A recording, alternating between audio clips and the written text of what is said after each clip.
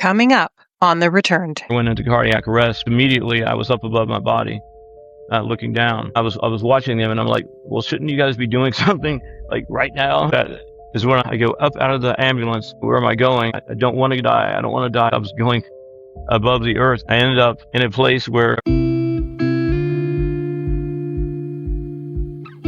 Hi, and welcome to The Returned.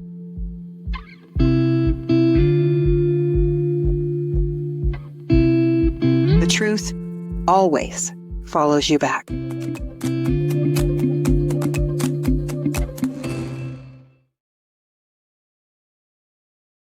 Hi, and welcome to The Returned, a place where we share near-death stories, out-of-body experiences, spiritual awakenings, signs from spirit, and the journeys of healers and light workers from around the world. Now, today we have the honor of sitting with Dr. Stephen Dietrich Kolokoris, a conscious researcher, historian, author, and near-death experiencer. After dying from sepsis and cardiac arrest in 2022, Stephen spent nearly 5 minutes clinically dead. What he encountered wasn't the peaceful experience so many described. Dr. Stephen, welcome to The Returned. Thank you, MJ. You're very welcome. And before we get to the heart of our conversation, I always like to ground the audience in who you were before it all happened. What was life like for you leading up to your experience? And did religion or spirituality play a role in your life or your upbringing? Well, my family, or I should say my mom, tried out about every religion possible. And I was kind of brought up that way, and it was not a good experience. But all that to say, the only time I went to church was when it was good for business. And my life prior to my NDE, it was basically the tech version of a rock star. The way I lived my life, and no spirituality whatsoever. At least none that not unless it was in front of a camera or something. No, I see. So at some point, everything changed for you. Can we go back to that day and you walk us through what happened leading up to that moment? Sure can. The night before I coded, I wasn't feeling very well, but I kind of gassed it off to maybe I ate something bad, and I'm gonna go to sleep a little early. So I'm awakened around 5 in the morning and projectile vomiting, and I'm just like, oh my gosh, I've got stomach flu.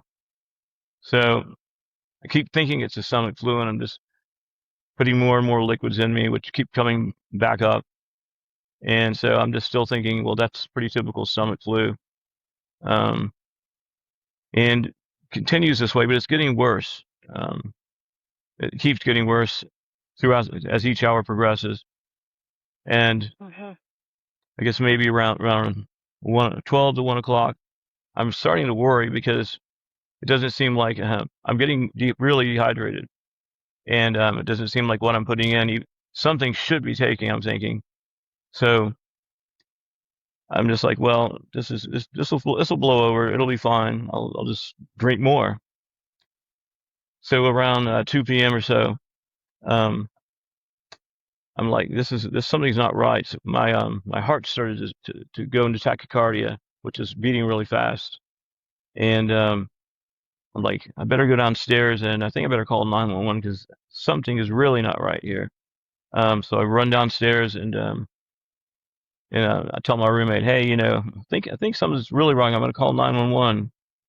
And at this point, I can't stand up, and then again 911 comes on, and I'm laying on the couch because I can't sit up anymore. And I unlock the door so EMTs and fire rescue can get there. And finally, it seemed like it took forever. They get there, and the guys do an EKG, and so I hear one of the EMTs tell the other one, "This looks like a like a what is it, an MI." I'm like, and he's like, "Yep, it looks like an MI." And being versed in that is myocardial infarction, which is a heart attack. Um, so so they try not to let me know, but I already know. But I didn't say anything because I was already I was really freaking out then. And they load me up into the back of the ambulance, and I'm like, shouldn't you guys be taking off now, like ASAP? But they sat there and gave me some nitro, and I don't know what else they did, but that's all I can recall at this moment. And so it, so then we take off for the hospital, and it's Saturday afternoon, but this is Dallas, Texas. It's rush hour 24/7, comparable to like LA or Chicago or New York kind of place. Um, so it's rough going there.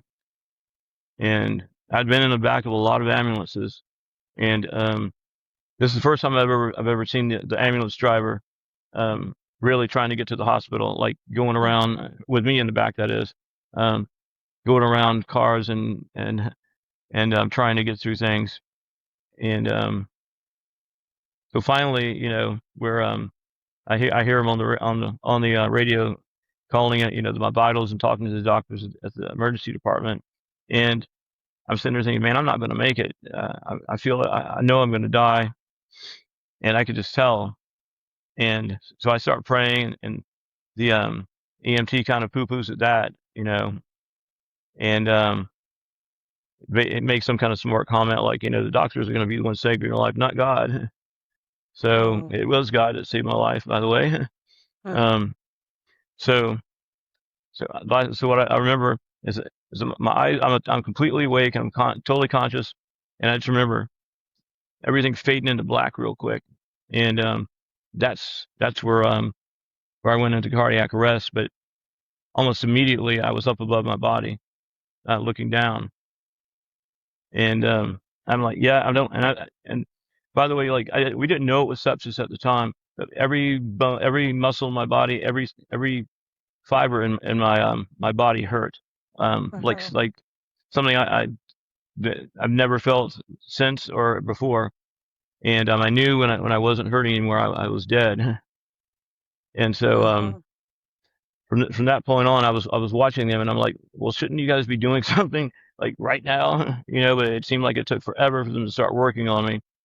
Um, and so right after that, um, right after that is when I make this journey. I guess I go up out of the ambulance, and it seemed like, and this is what, just like at the time, I'm like, where am I going? I don't want to die. I don't want to die. I kept thinking that. And so I'm going up, and I'm rising up, and it looked like I was going above the earth is what it looked like to me.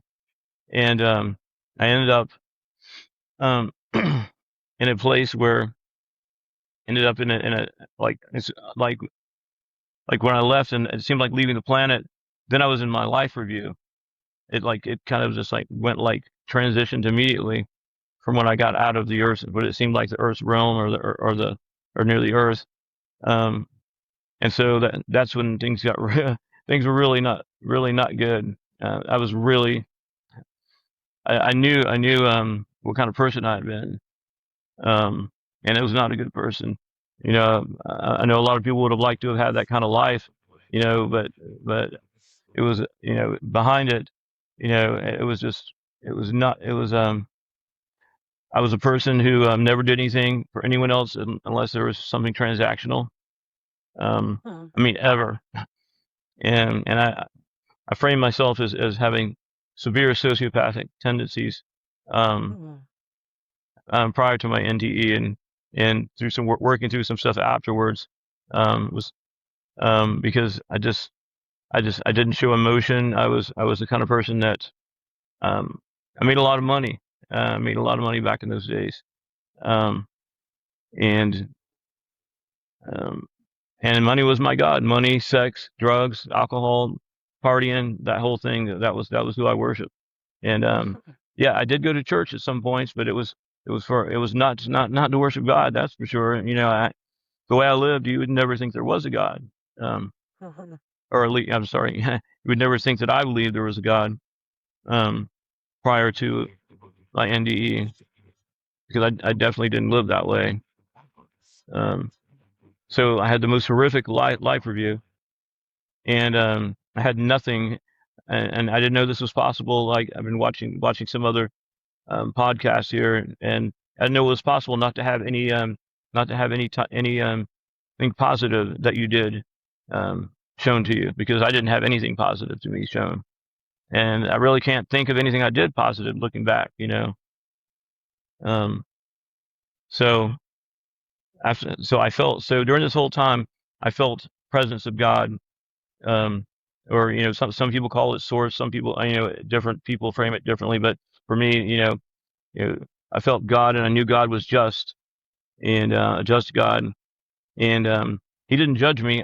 I judged myself, because I knew, the whole thing is your ego's gone. There's nothing that you can hide behind at this point when you're going through your life review. It's just you, and God lets you sit in front of yourself, and everybody, even though people may deny it till the bitter end, they really deep down know what the difference between good and evil is, right and wrong. And I think that's something that people are born with, that innate knowledge and that's just my take on it. Don't Not a psychologist, but that's just the way I think of things. Um, so I knew something that I wasn't going anyplace good, and Jesus wasn't there. There was no bright light. I did not see a bright light, period. Um, on my way to the life review. Um, the I still felt some sense of not completely all hope is lost, because I still felt God's presence during the life review. But after the life review, I was sent to this place we call the void, or some people call the void. But I've talked to a lot of different people who tell me about different experiences they have. But in my experience in the void, God wasn't there. So it was if, I guess, hell is being away from God for all eternity, where God doesn't choose to be. And that's that sort of thing. Just being there with your consciousness for all eternity. I started praying, and what was kind of strange is I could still sense that like somehow, like my body was still down there, and it wasn't like I had a chance that I wasn't going to, well, this is me going in reverse thinking here now. But at the time, I'm praying to God in general, and that's, that nothing's happening, and it's just like, man, I'm really screwed. I really screwed myself, because I knew it was right, and I didn't live it. I had plenty of opportunities to change, and I didn't. And so when I prayed for Jesus Christ to save me, and give me another chance, and I would change my life for sure, if I got another chance. That's when I got sucked back into my body, um, and that Wow. and that felt like jumping off a 20-story building, is the way I like to tell people, because it really hurt coming back into my body. It hurt more. It hurt just as more. I should say more than, and it was scary, than my sepsis did. And from that point on, it's been from that point on, it was a rough battle, in and out of the hospital for a year, and I was very fortunate that I didn't have any brain damage. I didn't have any have any of the ailments that most people with severe sepsis have. Matter of fact, it's like God performed a miracle on me, by not subjecting me to those um, other ailments that come along with sepsis. Mm-hmm. So, Wow. and That's incredible. That's yes, incredible. I just want to say one thing, though. I do realize that, and I believe that you had a terrible, horrible life review. But I also want to say from my heart to yours that you are one brave soul to even come here to this earth and subject yourself to everything that you've gone through, ego or not. So that's one good thing. well, thank you. And I'm sure you're doing a lot more good things now, right? Oh, definitely. The next life review, I intend on it being a really, really good one. Yeah, I bet you it will be. Because, actually, before I go there, I wanted to say, do you feel you had to have that near-death experience uh, in order to change your life and get you back on the right path? But most certainly, most certainly. Hmm. And when you saw your life review, what kind of things were shown to you? Like, is it childhood and up, or is it like a certain period of time? From what I recall, everything in my entire life, Mm. and I was a very, I'm laughing because I'm nervous here. I was the No type of problem. person, um, I would mess with people and I would inflict pain on people, maybe not physically, but play mind games with people and just for my own amusement. And so during the life review, I would feel the exact pain I caused the other person, and that was the hardest thing about the life review is it was just one after another, and innumerable, and they were all and they all came at the same time. It Oh, was as if it's not as if these are sequential. These are all in parallel that at least for me, and I think for other people I've heard that these all happen at the same time, and it was uh, it, it's something you'd like to forget about. right, right. I want to stick with that for just a second. Uh, because I've always wanted to ask someone this about their life review or about the life review. Um, who records our life review? Where is it kept, in your I'm thinking, opinion? I'm thinking maybe um, it's kept. I guess we all have God or the universe, as some people like to say. Everyone has everything that they've ever done, good or bad, or everything you've ever done in your life period, kept Hmm. somewhere. Whether some people you could think of it being a like a universal um, type of hard drive, so to speak, in Hmm. a very basic manner. It's very interesting because up until you actually experience something like that yourself, you really kind of don't have any idea, do you? No, no, no. Well, I was I didn't think anything like that was ever going to. You're right. Hmm. Never thought I was going to be faced with that. With reliving other people, all the hurt I caused other people. Hmm.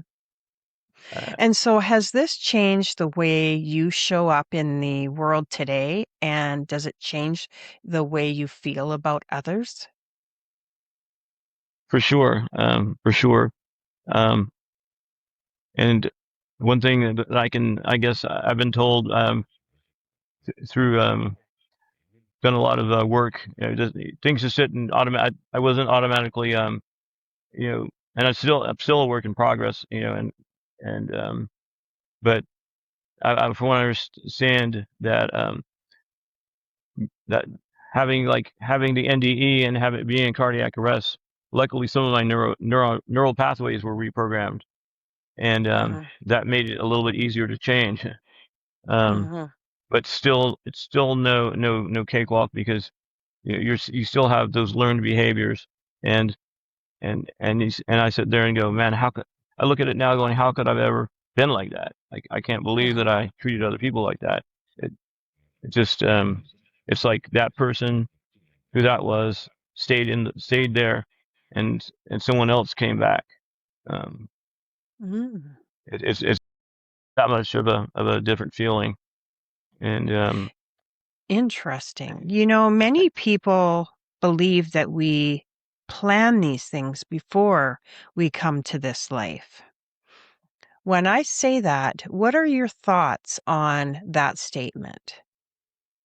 I think that's I don't know if I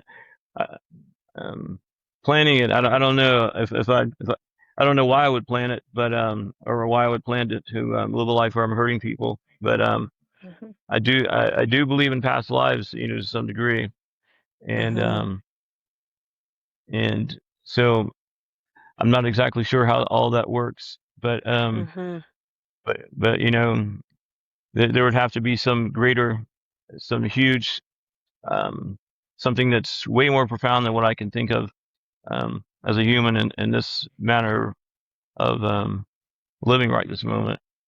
As far as planning goes, 'cause it was really horrific, and the way I treated other people was horrific, and I would never treat people like that again. Your experience involved reliving the pain that you caused on others. Do you believe that accountability is something to fear, or is it ultimately an act of love designed to help us grow, in your opinion? In my opinion, I think that it would be some place to help us grow. Mhm. Um, Mhm.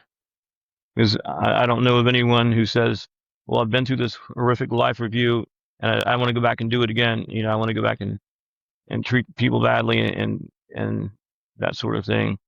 And I think everyone who's been through a life review has grown in some, and leaps and bounds, actually.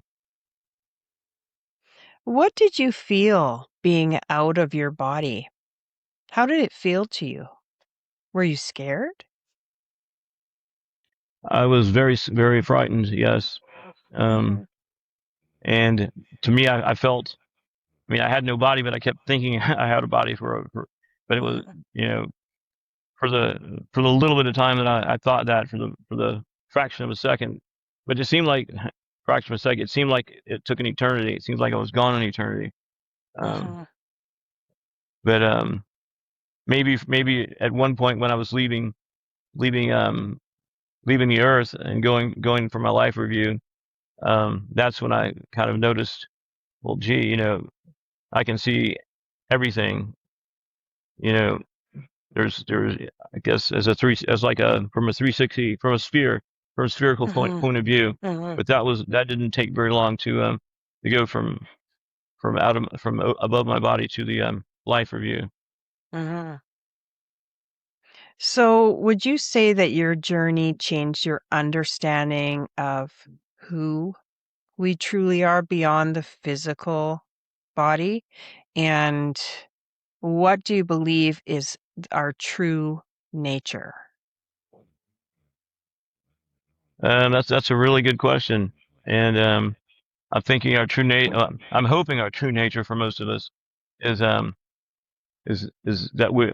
Well, let me step back here. Mhm. I'm remembering I'm remembering who I was before. I just did some work with my counselor, and we were talking about, well, how did you end up becoming this person who inflicted pain on others for fun, you know? Mhm. And we walked it back, and I was very empathic as a young child, and there was some incidents with certain people in my family that didn't like the fact that I was a very sensitive young child. They were downright hostile to it, and that's when I guess I became that person. So to answer your question, yeah, I think we start out with as basically good. Mhm. What would you say if I asked if you fear death today? I would say sometimes I do, but as I continue to grow in my spiritual journey, I that fear it keeps getting smaller and smaller. And if someone was to ask you, where is the other side? What would you tell them? Is it somewhere we travel after death, a dimension, or consciousness? Or is it all around us now, hidden just beyond our human perception? Well, I definitely believe that all around us there are spirits, there are things, entities, there are things that we don't even have names for, but there are things that we just simply cannot see, and they're everywhere. So we are Mhm, actually I think that we're in the ether as far as that's concerned. But I believe mhm, where we go once we die, that's up for debate. I really couldn't I really not sure if it's how the two intersect. When we can get we can look at quantum physics and try mhm, to go, well, maybe the two intersect sometimes or all the mhm, time. That's that's something I couldn't tell you, but I can definitely tell you that I've interacted with spirits and entities that have framed themselves as humans from what from what little bit of study I've done mhm. in that realm. And so has this been something that you carried forward? Are you continually um, researching consciousness, the afterlife, NDEs? I am Mhm, continually researching, and consciousness is something that we still don't have a clear definition of. mhm, Um, and with the advent of AI, that and the question is, well, are certain AI models have they achieved consciousness? Well, that's we really can't say. There's a good possibility that they have achieved partial of what we consider consciousness, of what we can frame it as. mhm, But of course they can't be human, obviously, and they'll there's and I should dare say that um so the human consciousness is a very unique and something that I don't think can be duplicated even with the most even with super intelligence. It's always mhm. going to be different. Very interesting. Stephen, if someone listening is carrying guilt from mistakes they've made, what would you want them to understand about forgiveness, healing, and the opportunity to change their life while they're still here in this one? I would tell them that God is forgiving for anything, no matter what you've done. You may have to pay if you're still on this side of things. You may have to pay the human consequences for what you've done, but God will forgive you, and I assure you that that God is just. Um, because the God I felt was a God that I can't even begin to describe because we're gonna say he because Hmm. just framing, but it was so great and so vast and so wonderful that that there's no way to describe it, and he was infinitely forgiving because um, me, I'm personally I'm a Christian. That's my personal religion, but I I've been forgiven for things that a lot of people that I went back and asked for forgiveness of, for screwing them over or being a jerk, and jerks saying lightly, have not forgiven me. They've told me, well, go pound sand, and I don't blame them, but God's forgiven me, and I'm certain. One thing I am certain of is that next time that I go through this life review, it's not going to be like that. That I've been forgiven, and I've come clean, and truly, one has to be truly um, remorseful, and not just on a. Um, I probably shouldn't frame it this way, so but a lot of people just like to keep doing the same things over and over after they ask forgiveness, and that's not, you're not remorseful and at all, and God will not forgive you because you're not really asking for forgiveness for those things, and I can attest to that from what I've experienced anyway. And did you see God? I didn't see God. No, there was nothing to be seen. It was Just felt just felt. Everything until was, the it was life review. till the life review, and that was all thoughts, so to speak, thoughts, and I could see what happened in my life, but there was no I was in darkness during this whole time while this was going on. From what I can, my perception is that I was in darkness, Hmm. but That's I wasn't so afraid on the life interesting. review side. You weren't? I wasn't afraid like I was once I was out of the presence of God, being sent to the void. That's when I truly became more afraid, because I knew that it was knew I did not want to be there forever, and I probably was there forever, and that was like the worst feeling that one could ever, being in hell should be the worst feeling that anyone would ever even think they could feel. And why do you think you were forgiven and sent back? Because God's had something different, something special for me to do that I have not done yet, and He had a plan for me. So that's the only reason that because I definitely didn't deserve it. That's for sure. Um, And do you know what that purpose is today? I I'm not haven't done it yet. We haven't gotten there yet. Um, we're hoping. I'm helping people. I try to help people as any time that I possibly can, but the exact reason, um, there's been nothing that's where I've thought it was so profound that this is I've solved this for mankind or something, or maybe it's just to help a certain person out of a life situation, and that it could be something simple as that. And I think I'll know when that happens. I think you will too. So, if someone was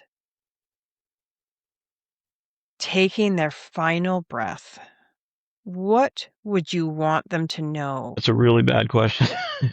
um, I definitely this is probably bad, but in reality, and this is from what I experienced. If I would have been like a lot of people, well, they had a deathbed conversion to Jesus Christ. Well, I think you're still going to where you were going prior to your quote unquote deathbed conversion to Jesus Christ, because that deathbed conversion really doesn't help you very much when you've lived a whole life of evil, you know. So that's kind of like where I'd like to. I guess I don't know. I really don't have anything. I don't know what I would say to someone who's I, that's a tough question, because I'm a jokester by nature. So um, I don't know. I mean that's I would be sad. So that's for sure. So it wouldn't be joking, but I guess I'd say if it's a friend of mine. Well, let's just frame it. If it's a friend of mine, and who I know is someone who's spiritual, and I say, hey, I can't wait to see you. We'll see each other soon, or Yeah. that's what I would tell someone who I know that's like one of my spiritual friends, or one of my, that's what I would say. And do you believe that we will see each other again on the other side? I do. Mm-hmm. And And where does that belief come from? that just comes from my a little bit, some of my studies now that I've come back on this side, and a lot of people don't believe that, um, and I'll have to tell you this off camera, but there's some been some interesting things in my research, that that are more than coincidence, I believe. So, um, but yes, from that research, I do believe that in one form or another, we're going to see each other again. Mhm. And did you experience, Stephen, any after effects? So you came back. Did you have any maybe intuition or anything that you didn't have prior to that experience? A ton of I am very sensitive to entities, or um, for I'm now we've created a like a list, like, so I guess what people would like to call sixth sense, or that sort of thing, or Mm-hmm.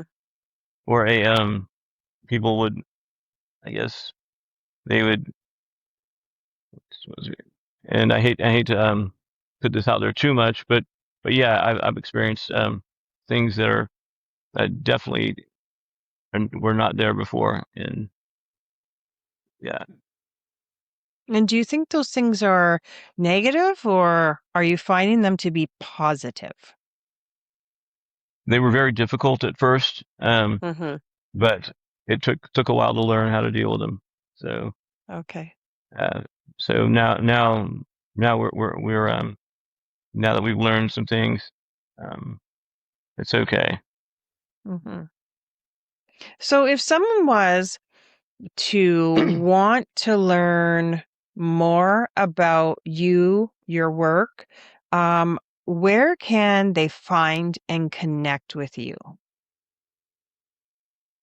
You would go to theamericanparanormal.com. That's my last book is called The American Paranormal, and I have a new release that's coming out.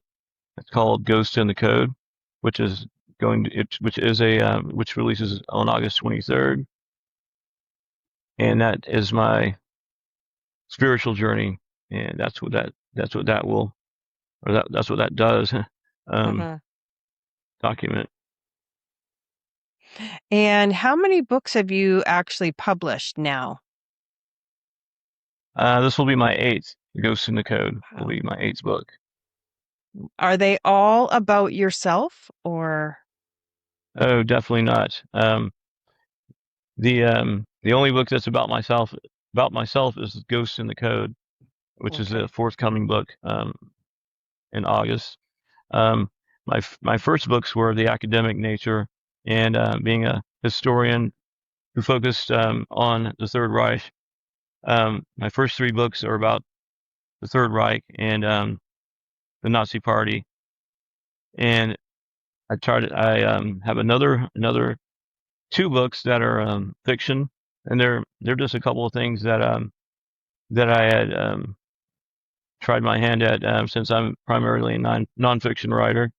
Uh-huh. And I have a true crime book called Chicago Ripper Crew Reboot, which is about a serial killer, satanic ritual killing crew in 1980 Chicago, and that's a should be a more well known story, but they were vying with John Wayne Gacy at the Mm. time for airtime, and so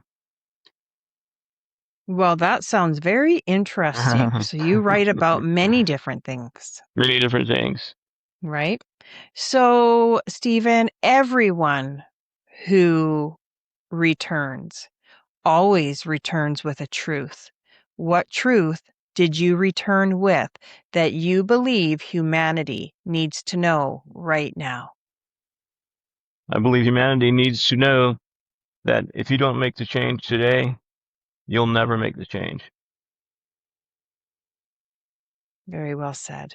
Stephen, I can't thank you enough for sharing one of the most vulnerable chapters of your life with such honesty and courage. Your story reminds us that transformation isn't always born from comfort. Sometimes it begins in the deepest darkness, where we're invited to face ourselves with complete honesty. Thank you for bringing your wisdom, your light, and your truth to the returned today. Thank you. You're welcome. And to everyone watching or listening, let Stephen's story remind us that every choice matters. Every interaction leaves a mark, and every day offers another opportunity to become a better version of ourselves. Thank you for watching, and until next time, stay open, stay curious, and keep returning to the truth within you.